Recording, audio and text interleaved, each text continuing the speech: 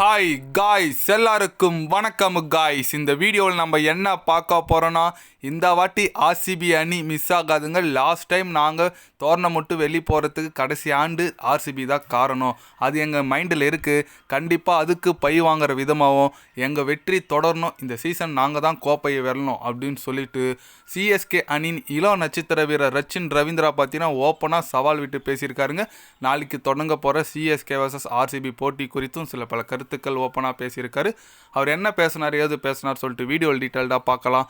அதுக்கு முன்னே நீங்கள் நம்ம சேனலுக்கு புதுசாக வந்திருந்தீங்கன்னா ஒரு சப்ஸ்கிரைப் மட்டும் பண்ணிவிட்டு வாங்க, வீடியோக்குள்ளே போகலாம். ஆமாங்க, ரச்சின் ரவீந்திரா பார்த்தீங்கன்னா ஒரு சிஎஸ்கேக்கு ஒரு பிக் பிளேயராக வளர்ந்துட்டு வந்துட்டு இருக்காருன்னு சொல்லாங்க. அவர் என்ன சொன்னாருன்னு கேட்டிங்கன்னா, நாளைக்கு தொடங்க போகிற போட்டி குறித்து பத்திரிகையாளர் சந்திப்பில் எங்களுக்கு ஆர்சிபி அணினா ரொம்ப பிடிக்குங்க, அவங்க கூட விளையாடுறது நான் ரொம்ப லவ் பண்ணுவேன்.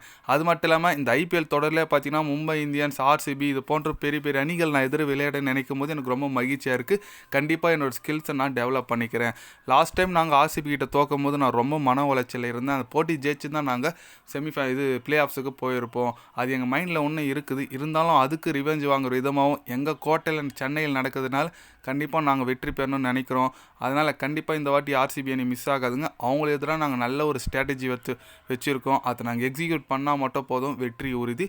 நாளைக்கு ஒரு சிஎஸ்கே வெற்றி நாளாக தான் இருக்கும் அப்படின்னு சொல்லிட்டு நம்ம ரச்சின் ரவீந்திரா பார்த்தீங்கன்னா செமையாக பேசியிருக்காருங்க. எஸ், அவர் சொல்கிறது கரெக்டுங்க, நல்ல டச்சில் இருக்குது. அது மட்டும் இல்லாமல் நம்ம கிரவுண்டு சிஎஸ்கே நம்ம சென்னையில் நடக்கிறதுனால நம்ம கிரவுண்டில் மேக்ஸிமம் ஜெயிச்செல்லாம் நம்ம பிளே ஆஃப்ஸுக்கு போயிடலாங்க. அந்த மாதிரி தான் இருக்குது. அதுதான் நம்ம ஸ்டீஃபன் ஃப்ளமிங் கூட சொல்லியிருப்பாங்க. மேக்ஸிமம் நாங்கள் சிஎஸ்கே சென்னையில் நடக்கிற போட்டி வெற்றி பெறணும்னு நினைக்கிறோம். அது வெற்றி பெற்றாலே நாங்கள் பிளே ஆஃப்ஸுக்கு முன்னேறும்னு சொல்லியிருக்காரு.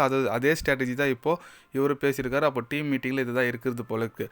ஆனால் நம்ம பெங்களூரை சும்மா எடுத்துக்க முடியாதுங்க. நம்ம சால்ட் உப்பு பார்த்தீங்கன்னா என்ன அடிங்க அடிச்சார் கொல்கத்தா அணிக்கு ஆப்போசிட்டாக. அதே போல் பார்த்தீங்கன்னா விராட் கோலி நல்ல ஒரு ஃபார்மில் இருக்காங்க.